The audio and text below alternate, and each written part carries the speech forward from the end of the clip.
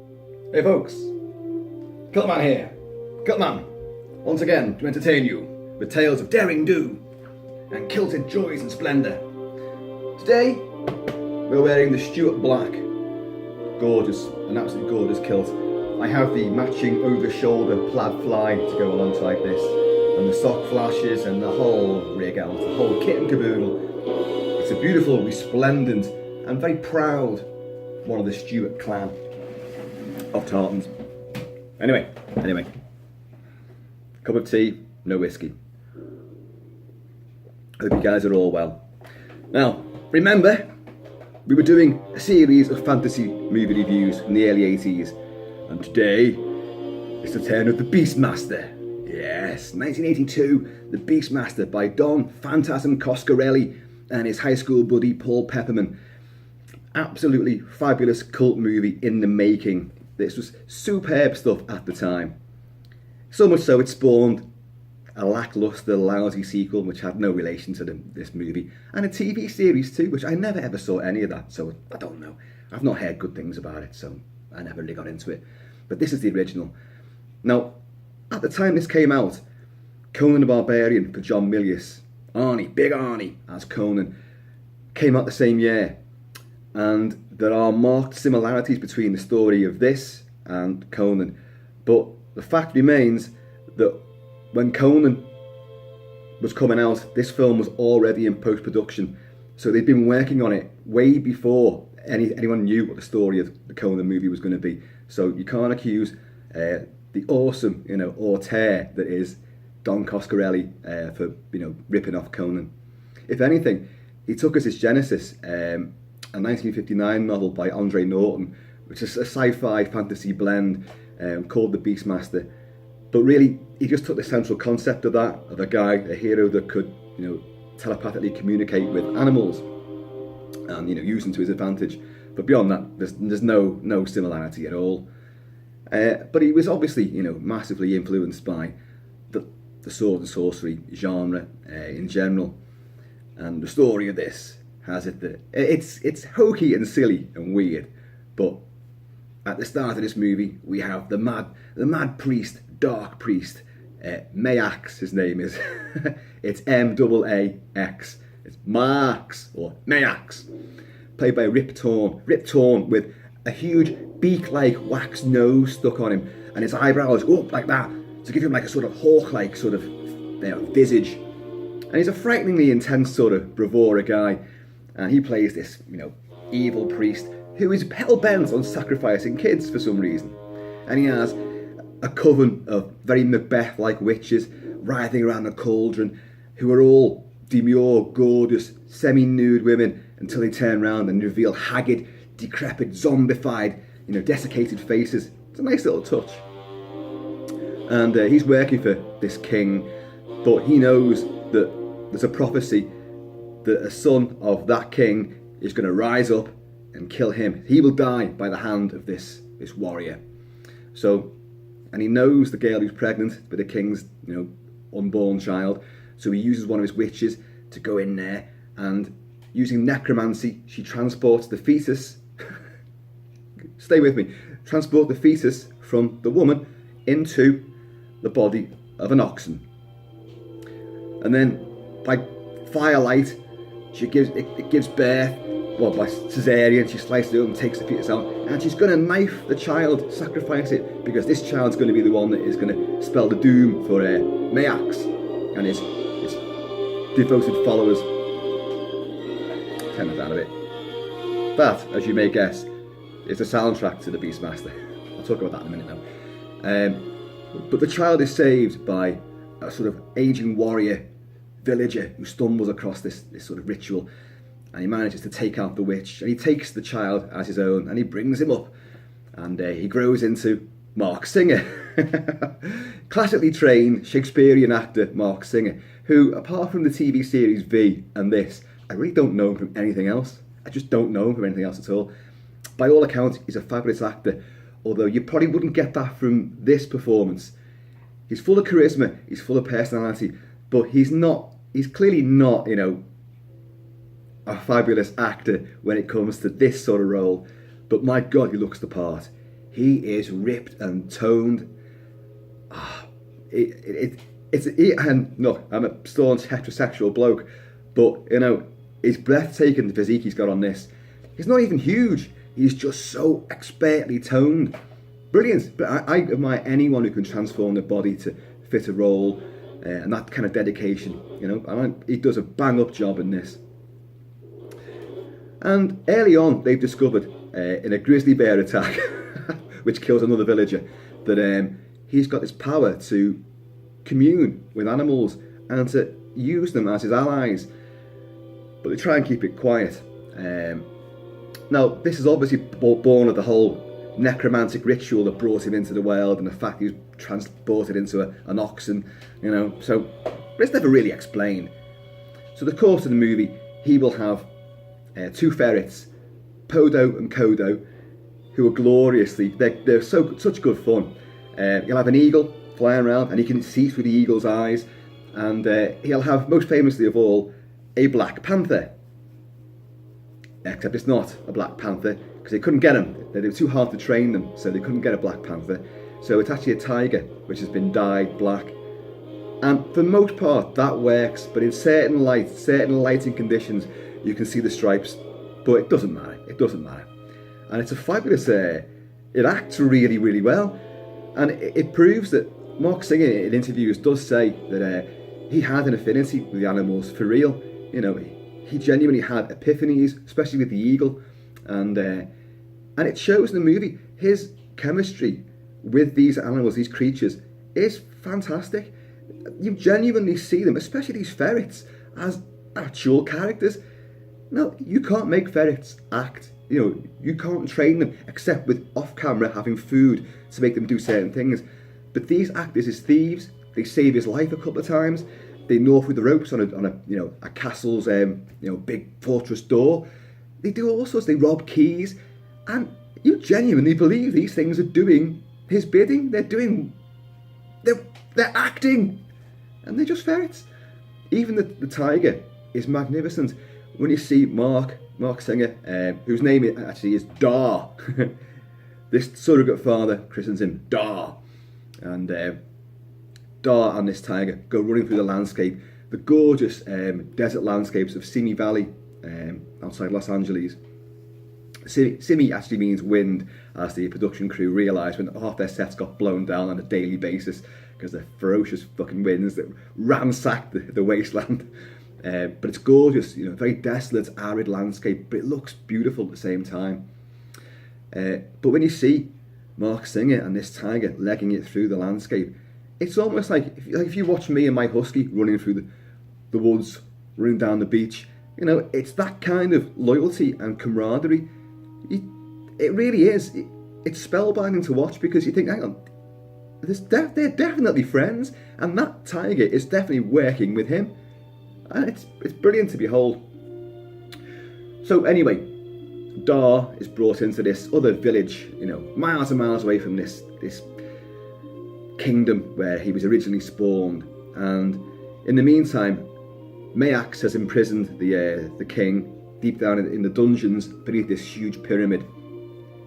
And atop this pyramid, he is still hell-bent on killing kids. And he just has these horrible ceremonies where, you know, a child, an infant, you know, 6 or 7 years old or whatever, or younger, is thrown into a fiery pit. And you're like, why are you doing this? Shit, man, you really are a nasty piece of work. And but in the meantime, Dar grows up into the muscular Marc Singer.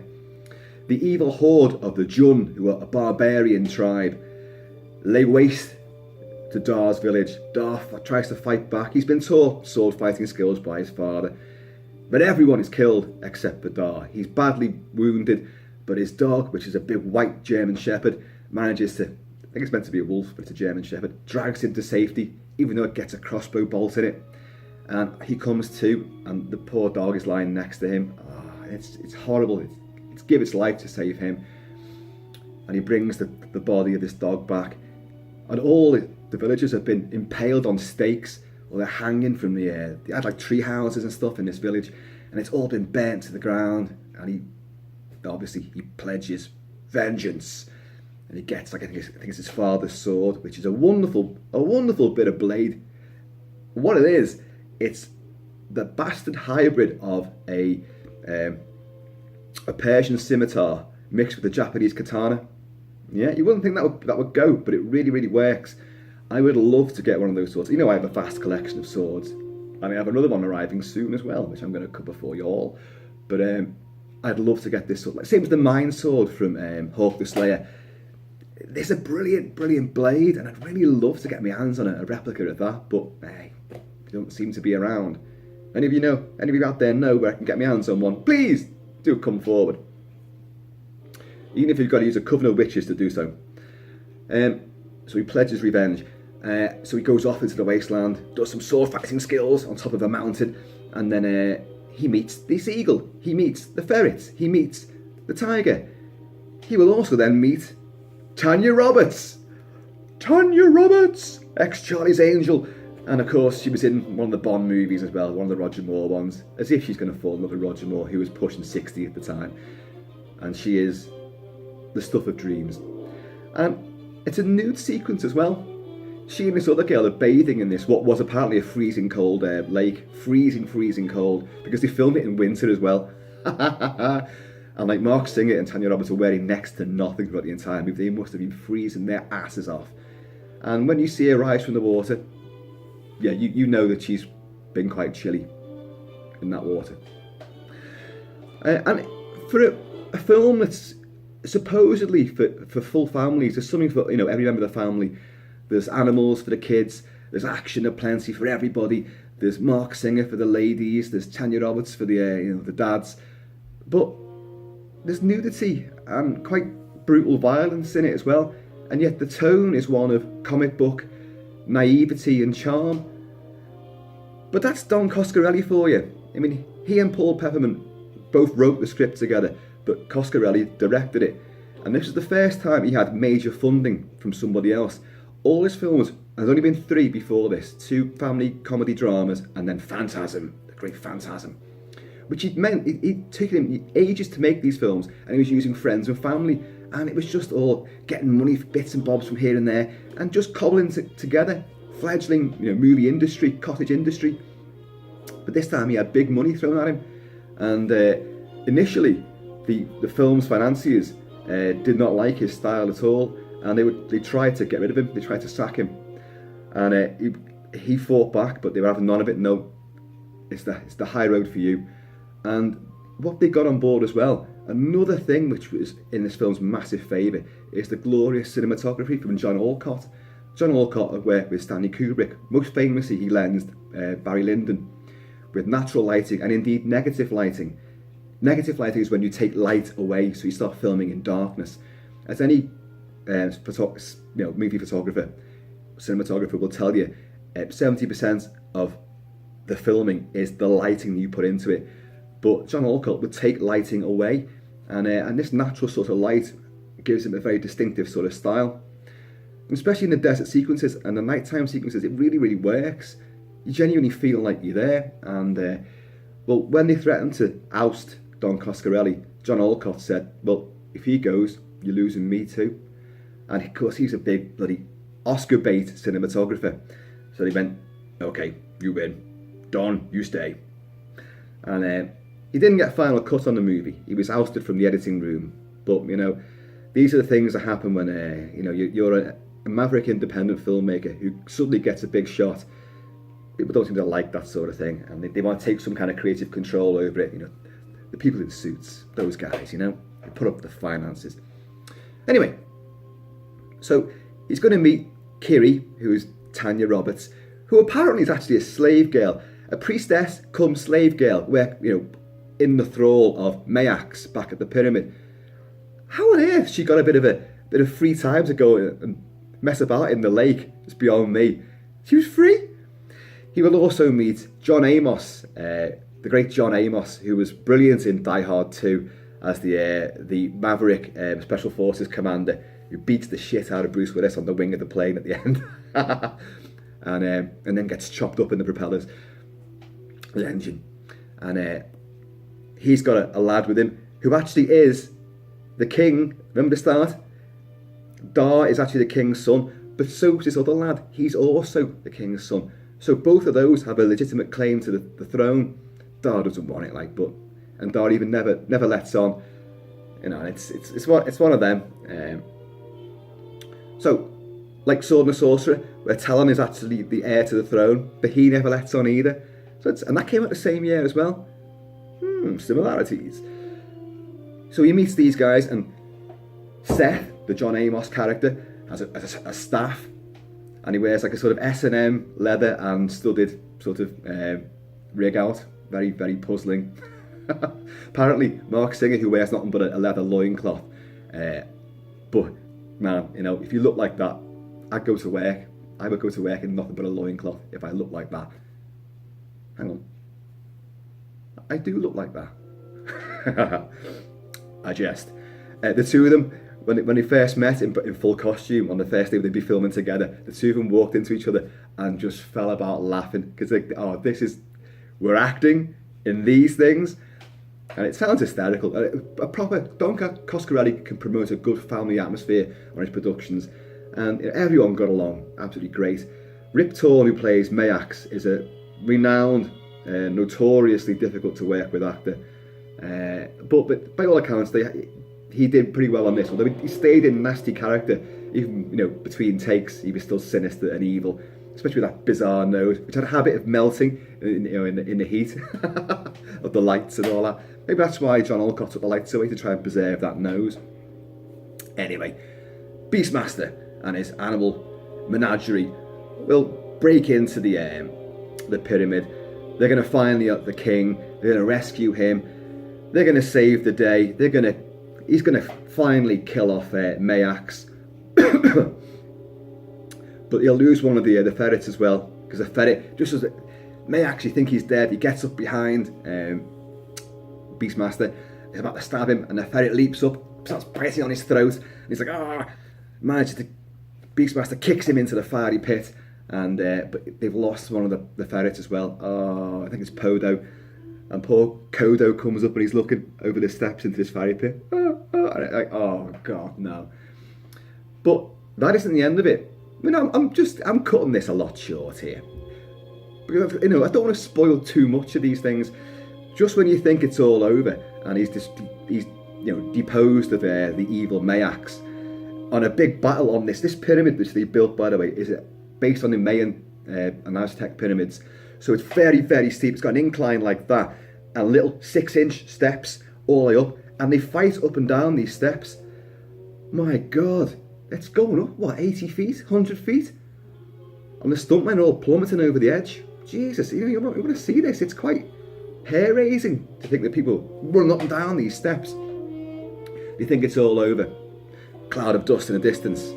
Remember the Jun horde of barbarians at the start that wiped out, Dar's surrogate family and villages? They're back on the horizon. But they take long enough to get there for Dar to organise some kind of defence. The moat around the castle, which is usually, when you see it from an external shot, it's usually like a map painting. A map. It's a model, a foreground model. Looks pretty good. You know it's not really there, but it looks good in the scheme of effects, practical effects and in-camera effects from this era. I think it looks really marvellous. They fill this moat with fiery substances, whatever it is, tar or whatever, something that's going to ignite. In reality, there was nitroglycerin thrown in there, and they kind of cover it over with like dust, and moss. So when this Jun horde of cavalry come into it, they plunge into this, this moat, which they hadn't seen. So all the horses are plunged in there, and the riders are riding round. But you've also got they're going to set it on fire, and this fucking badass, Jun barbarian, he's actually already on fire, and they boot him into it, and my God, you want to see the resulting explosion. Any of you who watched The Expendables, the first movie, when that whole line of fire goes up and the whole enemy camp blows to hell and back at the end of the first Expendables, that's got nothing on the explosion that you see here. And in a fabulous shot, this whole thing goes up in a wall of flame, 100 feet long, fucking 3 stories high. And the actors were there, actually in the close vicinity of this flames.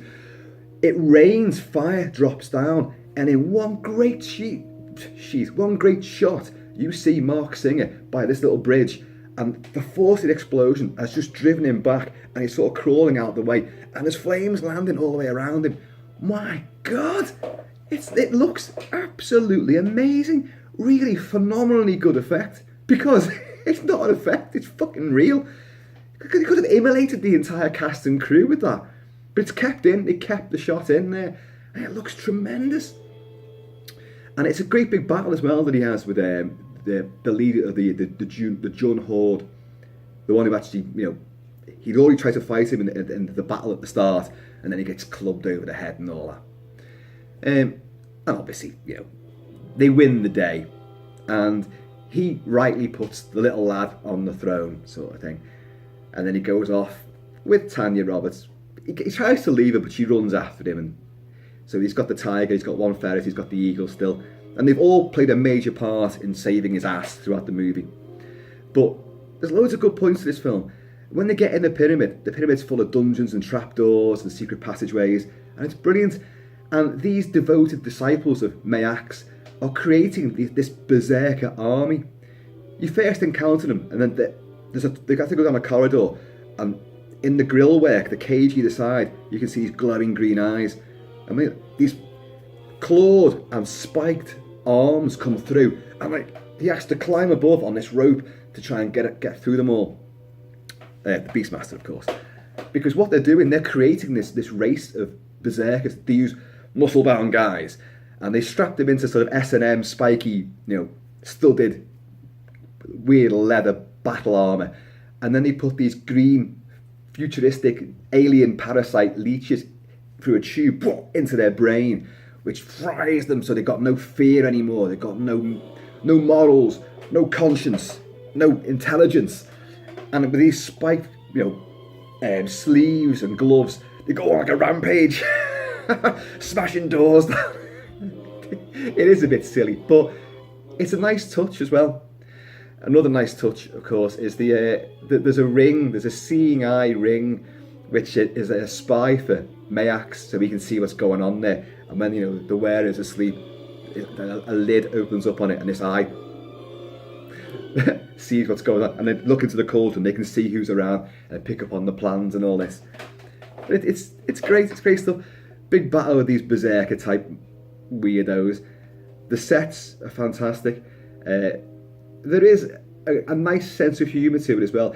It treads that fine line between not taking itself too seriously and taking itself just seriously enough to make you, follow the story and believe in it. And even though you would never give Marc Singer an acting award for his performance in this movie, although apparently he is a really good actor on stage, and he's a very likeable, charismatic sort of personality anyway. As I said before, you don't half believe his relationship with these animals, especially those ferrets and that tiger. It's just wonderful stuff. You believe it, and I can't take nothing away from that at all. The tiger takes a few guys out, so the film is violent, and you've got bits of nudity, of course. You've got these writhing witches, you see their bums. During the Jun raid on the village near the start, some poor woman, as she's running, her top flies open and the boobies are swinging everywhere before she gets clubbed down. What's that about? And obviously, you've got Tanya Roberts. Tanya Roberts is no great actress either, but she is phenomenal eye candy. And I'll say that she gives a better performance in this than I've seen in most things that she's ever done. Rip Torn, they all sing his praises. Oh, he's such an intense actor. And I don't really know what the hell his game is. Once he realises, obviously, that Da is the one who's meant to fulfill the prophecy and kill him. But for many years, he's still sacrificing kids and stuff. I mean, I don't know why. He's just evil for the sake of being evil. I haven't got a problem with that. He's meant to be a grade A bastard. But I love the way the film disposes of him. And then you've still got another 20 odd minutes of pure carnage with the Jun horde who return. So it does tie things up. But those of you who are fans of Conan, you will definitely spot those similarities. Conan's village is destroyed. His father, Conan's his real father, is killed. They're wiped out by Fulsa Doom, who is a priest of a strange cult of magic and sorcery that takes over the land, and he has his own little empire. So you have all these similarities. Conan and Dar both grow up to, want revenge, and go on an odyssey and meet several companions along the way. It's very, very similar, but as I say, it's unintentional. They were not ripping off Conan, and Conan didn't rip this off either. They just came out at the same time with the same sort of idea. But if you think about heroic fantasy fiction, it's nearly always the same. You've got the evil, you've got the good, you've got the hero, you've got the villain, and usually there's some kind of connection there. And the hero's usually going to be some sword-wielding, muscle-bound, brute, a rogue, a lovable rogue. So you can't really take nothing away from that. Now the score, which you probably can't hear at all, but it's warbling away in the background there, is by Haitian-born Lee Holdridge, and it's wonderful. It's wonderful stuff. I've got the entire score. It is here, 2 CDs of it, and it's brilliant, brilliant stuff.